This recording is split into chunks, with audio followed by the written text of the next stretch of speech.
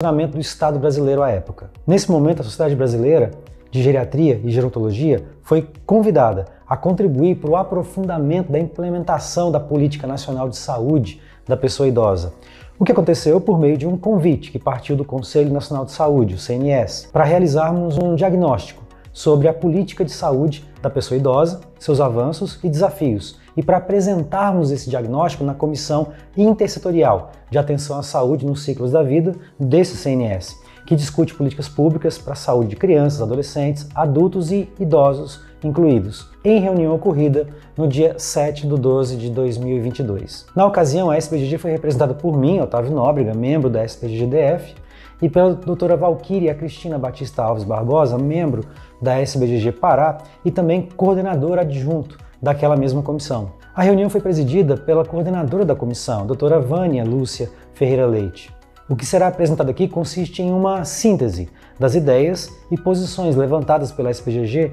para essa reunião, com destaque para a necessidade de implementação das linhas de cuidado com a pessoa idosa no âmbito do Sistema Único de Saúde, que é o SUS. Antes, não esqueça de se inscrever no canal e deixar seu like. Se tiver alguma dúvida, é só deixar nos comentários.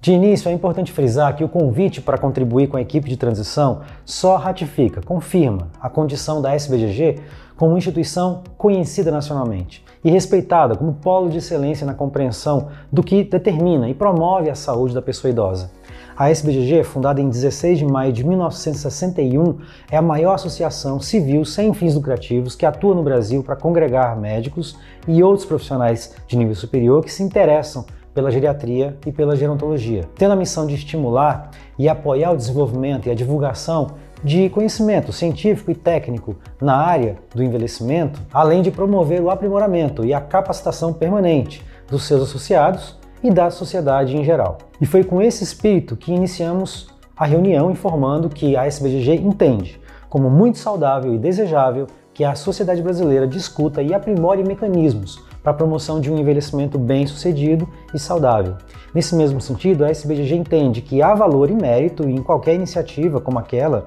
do CNS de discutir os avanços e os desafios da Política Nacional de Saúde voltada ao idoso. Mas consideramos importante frisar que a SBGG entende que já passamos daquele ponto de precisar positivar direitos na lei. A Política Nacional do Idoso, a Política Nacional de Saúde da Pessoa Idosa e o Estatuto do Idoso, só esses 3 dispositivos legais que mencionei, são prova mais que suficiente de que temos normas bastantes para nortear as ações, o funcionamento dos equipamentos sociais e as estruturas de saúde que devem garantir uma velhice digna. Afinal de contas, se ali estávamos para discutir avanços e desafios, podemos dizer que ter uma moldura jurídica pré-existente e moderna já pode contar por si só como um avanço. E o desafio então estaria na implementação de tudo isso. Para usar as palavras de um colega da área, o professor médico Fernando Coruja Agostini, que já atuou como secretário de saúde, chegou a ser deputado federal por Santa Catarina, ele escreveu em seu livro A Introdução ao Direito do Idoso, que é um clássico para muitos que militam na área, que a legislação brasileira evoluiu a respeito do cidadão idoso. Dr. Agostini foi um dos primeiros intelectuais a notar a mudança dentro do direito brasileiro, que antes praticamente autorizava o Estado a ser apenas paternalista e benevolente, com o idoso atuando quase que por caridade, e que com nossa moldura jurídica atual mudou para um paradigma de que o direito à velhice hoje consiste em uma variante do próprio direito à vida, ou seja, temos direito a envelhecer pelo simples fato de estarmos vivos, sendo, portanto, uma noção que é muito mais abrangente e integral, da qual o direito social, a proteção à velhice, faz parte. Pode parecer pouco, mas é uma mudança drástica em relação a como o Estado brasileiro tratava seu cidadão antes desses dispositivos legais. O professor completa, em seu livro, que o desafio que se lança para todo ser humano que pretende vivenciar da melhor forma possível a sua própria velhice está em, abre aspas, fazer com que as normas, que possuem validade formal e ética e que, portanto, são legais e legítimas, passem também a ter validade fática e tenham eficácia, fecha aspas. Ou seja, o desafio está na implementação de tudo isso. E tem sido muito difícil realizar essa implementação quando não se dispõe de recursos humanos preparados para essa tarefa. E esse é o ponto que a SBDG considera como decisivo e primordial para o sucesso de qualquer política nacional de atenção à saúde da pessoa idosa. Não dá para implementar nada com sucesso que não seja contando com profissionais da assistência direta, gestores, conselheiros, colaboradores privados, profissionais de nível meio, enfim, todos capacitados a prover uma atenção e cuidados para as pessoas idosas que seja digna, segundo a lógica do cidadão cliente. Já está bastante claro, a partir da leitura da nossa Política Nacional de Saúde da Pessoa Idosa, que o intuito é recuperar, manter e promover a autonomia e a independência dos indivíduos idosos, direcionando medidas coletivas e individuais de saúde para esse fim. Palavras belíssimas, mas que jamais serão colocadas em prática,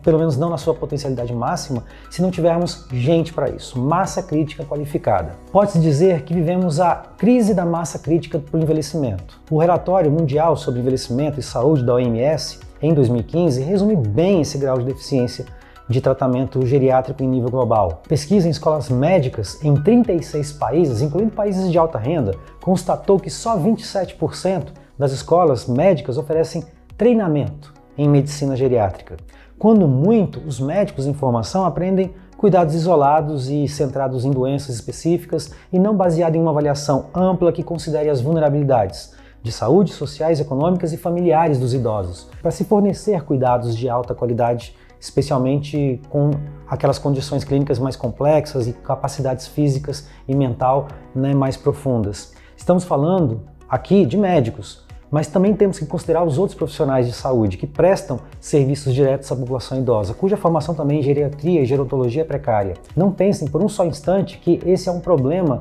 de outros países e que não ocorre no Brasil. Também o ensino de geriatria nas faculdades de medicina brasileiras está contemplado em menos da metade dos projetos pedagógicos de graduação médica e apenas 1/3 dos cursos de medicina apresentam ensino específico, ou seja, uma disciplina dedicada ao ensino da geriatria, o que pode ser entendido como uma lacuna grande na formação médica e uma falta de adaptação das escolas aos conhecimentos que são necessários, hoje e para o futuro. Talvez por isso a gente se depare com tanta frequência com episódios dentro do próprio sistema de saúde, como a infantilização do paciente idoso ou a inefetividade de um profissional em lidar com as complexidades que são inerentes aos idosos, pelas multimorbidades, ou uma obstinação terapêutica excessiva mesmo, que ainda impera na tentativa de restabelecer a plena saúde a todo custo, quando a gente sabe que no envelhecimento, às vezes, o máximo que se consegue é a manutenção de alguma autonomia ou alguma independência funcional do indivíduo. Essa não é uma ideia nova. Na verdade, está na base da própria fundação da especialidade geriatria, pela doutora Marjorie Warren, que tinha preocupação maior em recondicionar e reabilitar o paciente idoso do que em curar suas doenças. Isso pode ser visto em outro vídeo aqui do nosso canal. Mas isso requer treinamento. Uma das alternativas mais importantes para assegurar a autonomia e a independência do idoso, como também o envelhecer saudável, são as ações educativas, tanto para a sociedade em geral, quanto para os profissionais da saúde, que prestam atendimento ao idoso. O modelo vigente ainda é muito assistencial, privilegia ações curativas e centradas no atendimento médico. É uma visão muito limitada, estritamente biológica do processo saúde-doença, que ainda foca na prescrição de medicamentos, na adoção de condutas e em mudanças de comportamento que podem não ser factíveis ou viáveis para o idoso. Para o idoso, a busca por resolver algo que o incomoda é sempre mais valioso. O próprio foco das práticas geriátricas tem se modificado velozmente, mudando dos famosos Is da geriatria para os Ms da geriatria, onde os Is seriam as medidas para a prevenção de eventos considerados importantes na vida de um idoso, como uma incapacidade cognitiva, uma instabilidade postural, as incontinências, a imobilidade e as iatrogenias. Mas mesmo reconhecendo a importância de prevenir esses Is, a geriatria amadureceu e admite que essas limitações ditas anteriormente podem se instalar e agora lida com os M's. Para quê? Para planejar os cuidados diários com uma pessoa com limitações importantes e no cenário real, planejando como estimular a mente para os declínios maiores não acontecerem, a imobilidade para que os deslocamentos, mesmo que mínimos, sejam possíveis, as medicações para que o seu uso adequado seja racional, sem excessos prejudiciais à saúde ou ao bolso do idoso, as multimorbidades, para que a sinergia das doenças não agudize condições de base e considerando sempre o que mais importa. Principalmente o que mais importa na percepção do próprio idoso. O que mais importa pode muito bem ser uma dor lombar, mesmo que ele apresente uma adesão pobre a um tratamento antihipertensivo, que por mais otimizável que seja, ou seja, é possível melhorar, isso não ameaça a vida de uma forma premente. O que mais importa pode ser uma queixa de perda auditiva, que o deixa frustrado por não permitir uma comunicação eficiente com seus familiares, ou impedir que entenda o que se passa na TV em meio a um barulho ambiente doméstico, mesmo que esse mesmo idoso, se apresente no consultório com uma neoplasia de próstata detectada em fase inicial ou com uma sarcopenia importante. Um olhar atento ao que realmente importa para cada paciente e uma escuta qualificada são absolutamente imprescindíveis. E treinamento é necessário para que o profissional adquira essas habilidades. Mas que treinamento? Estamos em um momento de inflexão nas ciências da saúde, em que não demorará para que as tecnologias digitais, como a inteligência artificial, tomem lugar do médico na hora de fazer um diagnóstico. E isso não é exagero. Computadores e servidores de internet já dão suporte com base em sinais e sintomas que pacientes exibem para fechar um diagnóstico clínico, pelo menos para auxiliar, e caberá então aos profissionais de saúde a usar habilidades que são mais sutis, mas ainda extremamente importantes, que são as habilidades de comunicação, de análise de opções de conduta clínica e, por que não falar também, em habilidades de empatia para facilitar uma comunicação sobre más notícias, como o surgimento de uma limitação física permanente ou uma doença degenerativa importante. E isso requer treinamento. Para garantir a autonomia e independência do idoso, ou da pessoa que envelhece, é imprescindível o preparo, capacitação dos profissionais de saúde, uma vez que estes estão envolvidos diretamente no cuidado. Tal capacitação implica despertar no profissional da saúde o reconhecimento de que ele ou ela tem diante de si não um velho, mas um cidadão que merece dignidade e com certeza esse idoso é o amor da vida de alguém, de alguma filha, de algum companheiro, de alguém, enfim. Ou seja, um profissional de saúde deve ser um exímio conhecedor das melhores tecnologias existentes, dos recursos disponíveis na área da assistência, das condutas clínicas possíveis, enfim, do lado técnico da assistência. Sem dúvida isso é importante, mas também não deve se esquecer a realidade social daquele indivíduo, que pode não ter meios para aquisição de um medicamento mais caro ou discernimento suficiente para entender um esquema terapêutico complexo. Valorizando então dessa forma o acompanhante, o cuidador, sempre com muita empatia. E mais uma vez, isso requer treinamento e capacitação.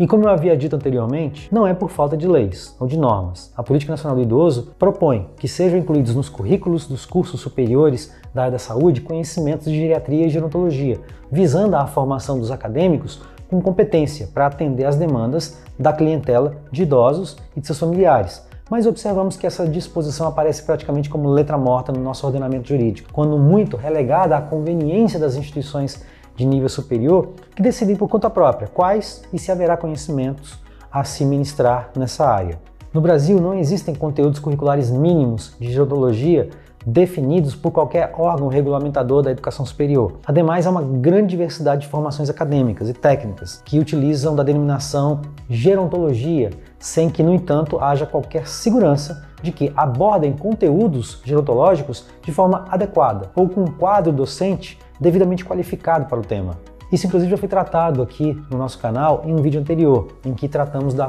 formação gerontológica. O que queremos dizer no final é que a capacitação dos profissionais de saúde para o cuidado, para o devido cuidado geronto-geriátrico que se deseja, é ainda muito incipiente no nosso país, quando não precária e diversificada demais, mesmo a essa altura do campeonato, quando já estamos nos encaminhando rapidamente para nos tornar um país de velhos. Assim, a SBGG entende que a efetivação das políticas de saúde do idoso, especialmente o item que se refere à formação e à educação gerontológica dos profissionais de saúde que atuam no sistema de saúde brasileiro, é o desafio mais premente a ser enfrentado. O ponto aqui é o seguinte: como o ensino superior peca em prestar uma formação primordial, talvez caiba ao próprio serviço de saúde se reinventar para treinar os seus integrantes, com o maior número possível de cursos, estágios, residências, capacitações que forem possíveis, fazendo efetivamente valer o que está disposto no artigo 27 da Lei 8080 de 1990, que é a Lei Orgânica de Saúde, que regulamentou o SUS, de modo que esses saberes sobre os velhos, sobre o envelhecimento, sobre a geriatria, provoquem novos fazeres, novas formas de criar uma cultura de cuidados, com muito mais solidariedade entre as gerações e mais empatia nas relações. Esse é o pensamento da SBGG. A SBGG acompanha com muito interesse o desenrolar das discussões nacionais sobre educação em gerontologia no país, sendo esse o principal foco da nossa comissão de formação gerontológica, que está inteiramente à disposição para contribuir com toda e qualquer discussão de formação acadêmica e profissional na área a todo tempo. Em síntese, entendemos que o Brasil passa por uma verdadeira crise de recursos humanos qualificados para a geriatria e para a gerontologia, uma vez que a maioria das estruturas formais de ensino no país não contempla, não inclui conhecimentos e saberes gerontológicos específicos em seus projetos pedagógicos. E essa escassez de equipes multiprofissionais com conhecimento necessário em envelhecimento e em saúde da pessoa idosa, bem como essa hipossuficiência de estruturas de cuidado intermediário, de serviços de cuidado domiciliar, deverá em muito dificultar uma implementação plena da principal missão da Política Nacional de Saúde da Pessoa Idosa. A efetiva implementação da linha de cuidados com a pessoa idosa no SUS tem que ser um dos principais assuntos, um dos assuntos centrais para avançar nessa área, pois é aspecto central para que possamos organizar estrategicamente a atenção integral em todas as necessidades e também nos cuidados longitudinais, ou seja, ao longo do tempo, para a pessoa idosa. Isso deverá permitir que as pessoas idosas sejam acolhidas e atendidas conforme suas necessidades de saúde e conforme o nível de capacidade funcional ou mental, ou mesmo de incapacidade, que essas pessoas possam apresentar. Por fim, a expectativa e o desejo da SBGG é de que lancemos para qualquer governo que seja, ou um que se inicie agora, ou o que continuará no futuro, é que a implementação da linha de cuidados com o idoso no SUS, desde a sua atenção básica até a especializada, se torne uma realidade e que se dê de forma articulada e integrada com as demais políticas públicas voltadas ao envelhecimento, pois tão importante quanto a eficácia dos serviços de saúde é também a sua atuação integrada com outros setores, a exemplo da assistência social, a exemplo das instituições judiciárias e também a exemplo das entidades das associações comunitárias, que são tão importantes, visando a integralidade do cuidado e a construção dessa intersetorialidade,